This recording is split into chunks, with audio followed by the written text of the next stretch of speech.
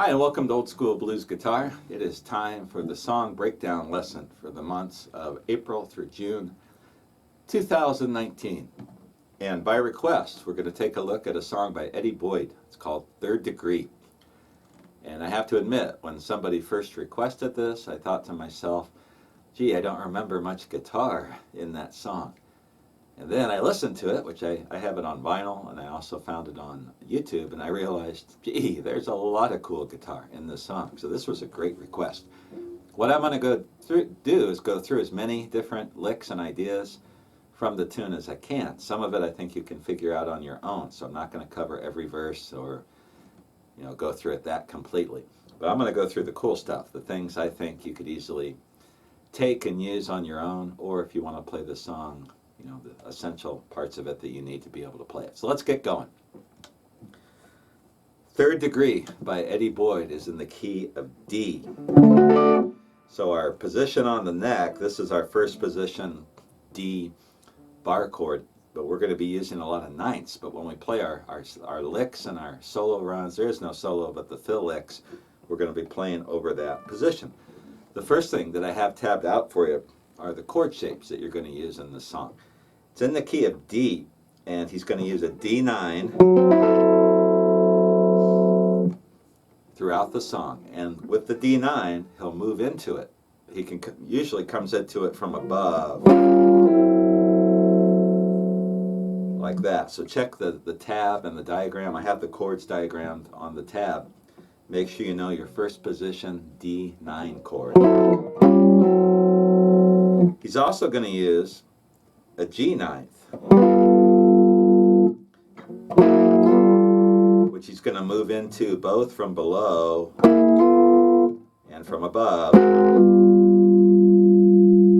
So make sure you know the G ninth chord. When you hear these little chord slides going on in the background, this is what he's playing. So I'm playing the G ninth. I'm using my first finger and my second finger along with my ring finger. Some people just like to play them on the first, second, and third strings, but if you listen carefully in this tune, I think he's using the full chord shape, like that when he slides in. And then if you take that shape and you move it up 2 frets to the 12th and 11th frets, you've got an A9. And he's going to use this too, and he slides into it from below or from above a couple different times during the song. And that's it as far as the chords go. Those are the 3 chord shapes that you're going to be seeing. So we got a D9 first position, we got a G9, and we got an A9. Now there's one point in the song where I think he might use a G7, or he could just be playing the bottom 3 strings on that G ninth chord, and that's really a G7th chord. So anyway, that's the first thing that I have tabbed out for you. So when you hear the song, it comes in with the piano, and you'll hear these chord slides in different places throughout the tune. So the chords that I showed you actually cover the first 3 lick examples that I have on the tab. So let's move on to example number 4. And this is the first of a number of really cool fill licks that you'll hear. This is one he plays 3-4 times in the song. Every now and then you'll hear him throw in something like this. And he just lets it hang. And I think what he's doing, I'm not positive, I think he's just playing this double stop. So if we're in the key of D, I'm putting my pinky on the 13th fret of the first string and my ring finger on the 12th fret of the second string. And then I'm picking, and I'm slightly bending my ring finger. Now he might be playing something different. I might be missing this, but as far as I can tell, that's what you're hearing when you hear that lick throughout the tune. So that is lick number 4, and he doesn't do anything else with it. He just lets it hang there, which is kind of neat. Lick number 5 is one of the cooler licks in this tune, and he's playing, whoever's playing the guitar on this, I forgot to check and see who the guitar player is on this, and he does this little lick like this.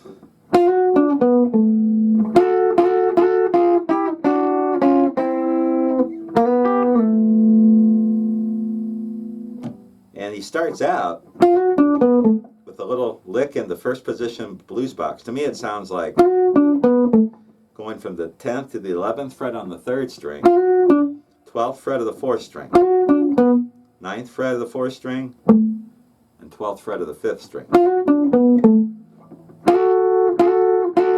Then 3 times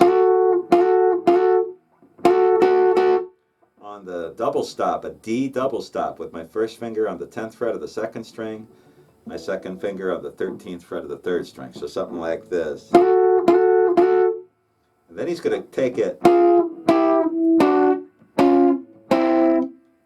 and walk it down. And the way I'm doing that, I'm keeping the same double stop shape here with my first and second finger. And then I'm just moving to the 9th and 10th frets, 8th and 9th frets, and then flattening out my first finger here on the 7th fret, 2nd and 3rd string, which is really a D. And then taking that shape to the 6th fret and the 5th fret. So we got this.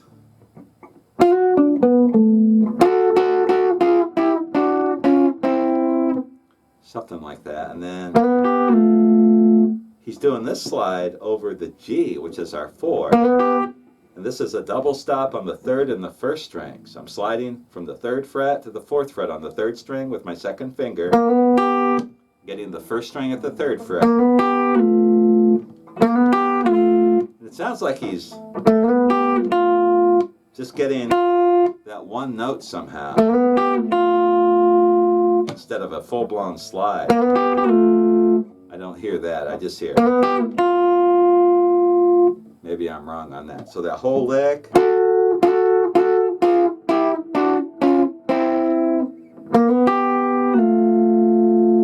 that takes us into the 4 of the song. So that is lick number 5. Lick number 6 is one of many single string fill licks that he uses throughout the tune. And throughout the song, when he's playing over the 1 or in other spots of the song, you'll hear these single string fills, and this is one of them. Something like that.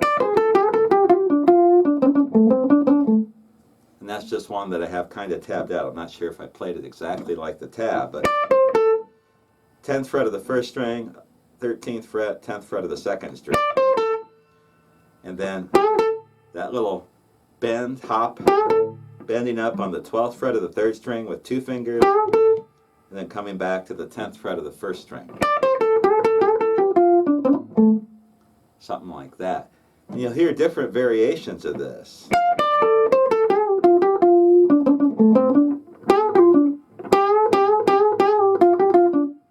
So when he plays those single string fills, he is playing right there in the first position blues box and not doing anything really fancy, but it just sounds really cool. So lick number 6 is an example of that kind of thing.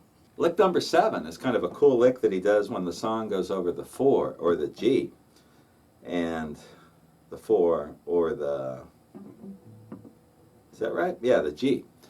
So anyway, the tune goes like this. And he'll do something like this.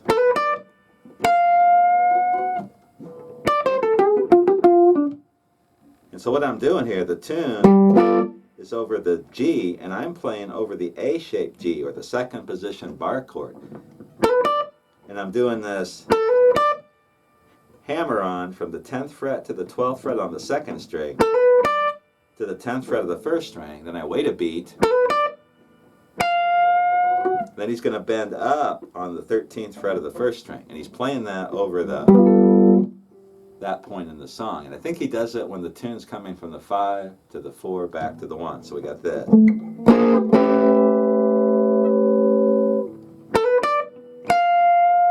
then he goes into one of these single string runs.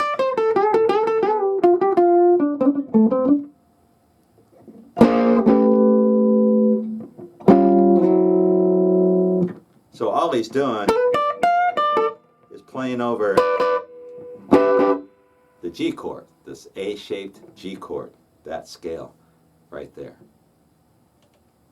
Lick number 8 is maybe the coolest lick in the entire tune. And this is one he does toward the end of the song. he sings the verse over the one, and then he plays this really cool lick. It goes like this.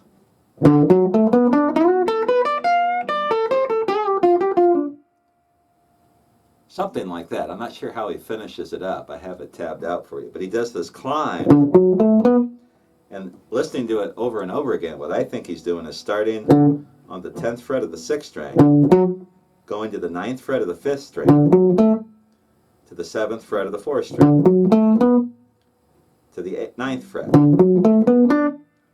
to the 7th fret of the 3rd string. And then he's going back to the first blues box. So right here, he's playing with that scale there, the A shape. And then he's going from that into the first position blues box. So we got this. So we got, that's it right there. And he plays something on the treble strings. One more time.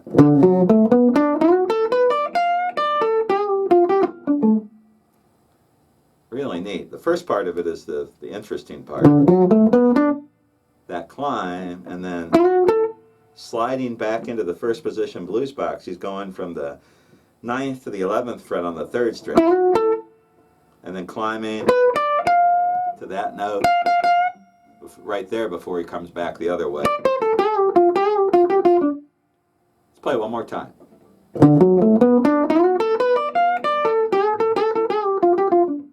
All kinds of cool things with that. So that is lick number 8, a really cool fill lick that you hear in Eddie Boyd's 3rd Degree. Lick number 9 is just kind of a cool single string fill lick that he plays high up on the neck. So here we are in our first position blues box in D, and he's going to go to the 15th fret, and he does something like, and then comes back like that.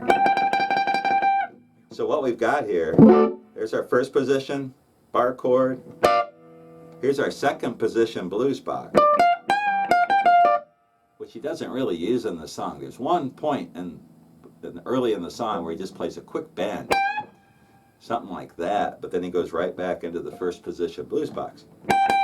But that note on the 15th fret of the 1st string, that's the one we're going to.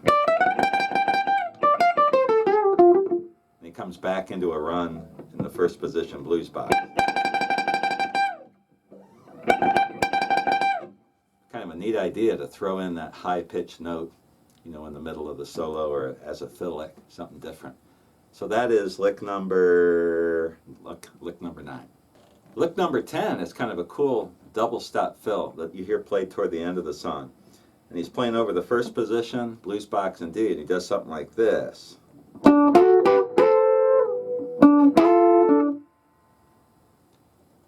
And what I'm doing here, I'm starting on the 12th fret of the 4th string, and then I'm doing this double stop lick. My first finger is on the 10th fret of the 2nd and 3rd strings, and I'm hammering on to the 11th fret of the 3rd string, and then flattening out my ring finger on the 12th fret of the 2nd and 3rd strings. Then he's going to slide into a D7th, which is on the 13th and 14th frets of the 2nd and 3rd string. So we got this. And then he does this neat little lick to get back into it. And this is similar to something he does at the very end of the song. So I'm going to get the 12th fret of the 4th string, and then I'm going to slide from the 9th to the 10th fret on the 2nd and 3rd string. And I'm going to pick both. Something like that. And then back to the 12th fret. At the end of the song, the end tag, he does something like this. Something like that. On those same notes that he's playing there. It's really like almost like a G ninth shape. Partial G ninth chord. So that whole fill lick.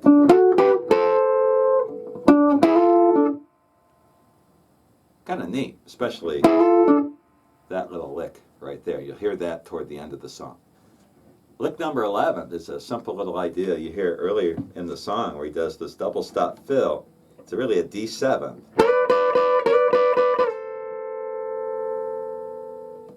And he's playing the same shape, and this is a D7 shape. First finger on the 8th fret of the first string, ring finger on the 10th fret of the second string. And if I move that up 2, it's really a G shape. So you can play that as a fill lick, and you'll hear that in the tune toward the beginning. Instead of a 9th, you could play that over the 1, or you could play. Or you could play. Or you could play.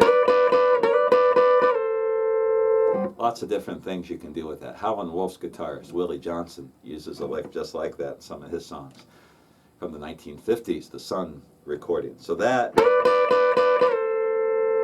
going from the 4 double stop to the 1/7, the D7th. That's a D7th double stop. So that's lick number 11. Lick number 12 is a really cool descending double stop thing that he does. And he plays a lick kind of like this.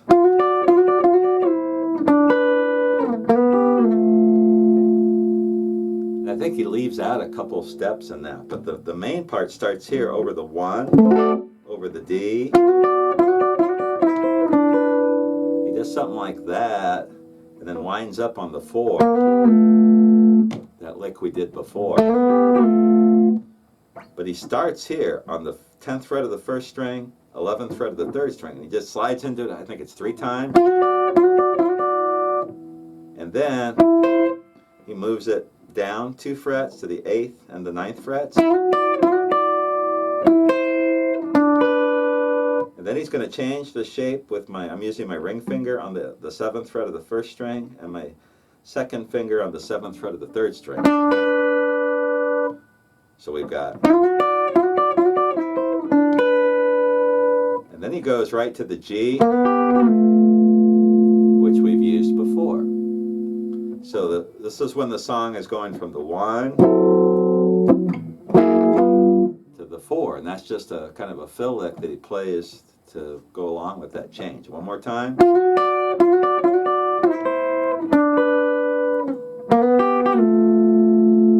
I think that's closer to what he does. So before we get to the last lick here, it's just kind of cool. This song, he uses a lot of different kinds of guitar licks, a lot of different ideas. Really simple, but it sounds really good, and that's what counts. The last lick that I have here, and I probably should have put this in earlier, but it's a simple chord slide that he does over the 4 with the G9. He does something like this.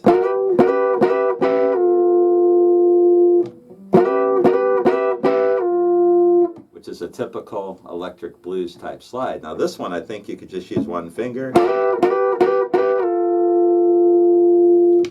And what I'm doing is getting the first, second, and third strings on the 10th fret, which is a G9, and I'm sliding to the A9th or the 12th fret.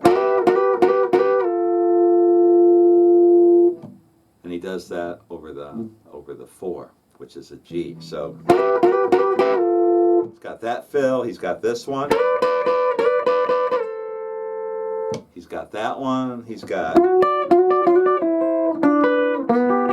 something like that, he's got all kinds of cool stuff going on throughout this tune. So there, I think I've covered 13 different licks and ideas from Eddie Boyd's Third Degree. I think you could take these and figure out, what he's playing in the original tune, or you could use these on their own, incorporate them into your own playing. That's really what I would hope that you would do, and that's what I do. As I learn all these songs that people request and that I teach, I learn all kinds of neat licks and ideas. Hope you enjoyed this lesson. If you have any questions, comments, let me know. Whoever requested this, you also asked for Eddie Boyd's song, what was the other one? Third Degree. He's got another one, 10 long years.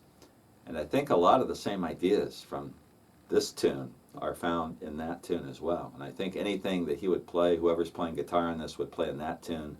You could watch this lesson and then see if you can figure that one out on your own. I'll be back again in a couple months with another song breakdown of a classic electric blues tune. And if you have any questions, comments about this lesson, make sure you let me know. Also, let me know what you think of the new tablature format, the Guitar Pro 7. Is it more helpful? Does it make sense? I'd like to know so I can either keep doing it or try to get better at it. See you later.